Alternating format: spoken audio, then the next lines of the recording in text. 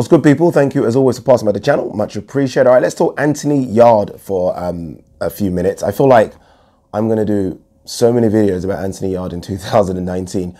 On the back end of 2018, I've done like 2 or 3 videos just talking about him specifically in terms of what's going to happen going forward in 2019. Is it going to be a legit world title shot? Is he going to fight someone, I don't know, recognized in and around the top 10?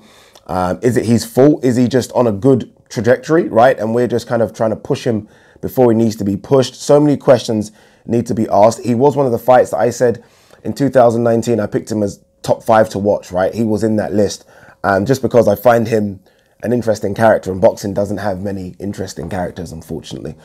Frank Warren released a statement the other day saying that he's going to have 2 more warm-up-ish fights in terms of steady test before he chucks him in against someone big on the back end of 2019. And I was actually happy with that, because that, look, I think boxers need to be honest with themselves in terms of where they are, their ability, what they can do. And I think one thing about that camp, yes, we might see a lot of, I don't know, a lot of talk on the front face, but I think behind the scenes, they're working on a lot of stuff with Anthony Yarde. Remember, this guy didn't have much, or if any, really, amateur fights. I think it was 12 or 13. That's why I don't necessarily like the comparisons with Buatsi.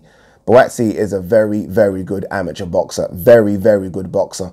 And yes, they're both coming up at the same time, and they almost seem like they're on this collision course. But Buatsi's, in terms of development, is already way in front, right? So I think it's good for Frank and Tunde to see that there are things to work on, and let's not rush this. He's only, what is he, had 17 fights, 15 knockouts. Let's not rush this.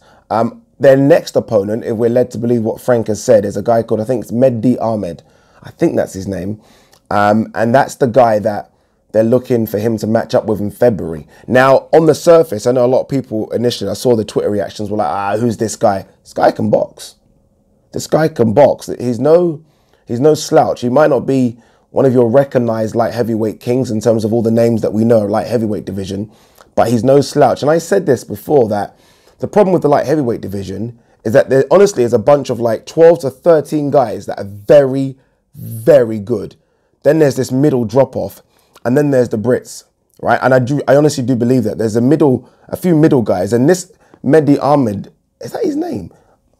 I can't even check, but I think that's his name. He's in that middle lot, trust me. The current WBC light heavyweight king, Alexander Gudzik, who obviously just recently fought Adonis Stevenson, he fought him just to fight previous. So if it's okay for him to fight him, I'm more than happy for Anthony Yarde to kind of see where Anthony Yarde is against him. He went to a decision with Gudzik, and Gudzik's known as a powerful puncher, and he went all the way with him. So it'd be interesting to see what happens if Anthony Yarde hits this guy and this guy still stays there. Can we see a bit more boxing from Anthony Yarde? So look, I think it's a good matchup. I do think that they will have to push him again quickly if Anthony Yarde wins, and he wins comfortably.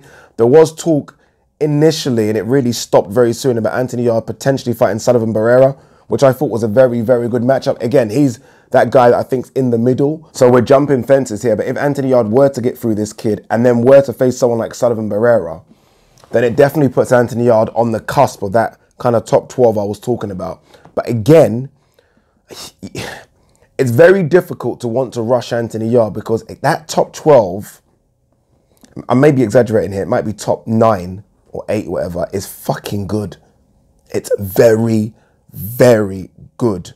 I mean, you have, again, it's just a frighteningly top 8. Go and look at yourself. It's a frightening top 8. So for me, don't push him to that top 8 or 9 unless you are 110% sure he's ready, because he could get it to pieces against these guys. But if we are led to believe the name that I just mentioned, the name I'm sure I'm getting wrong, then again, I think it's a good test for Anthony Yarde. And if he gets past that, then I think it will be a good 2019 for him.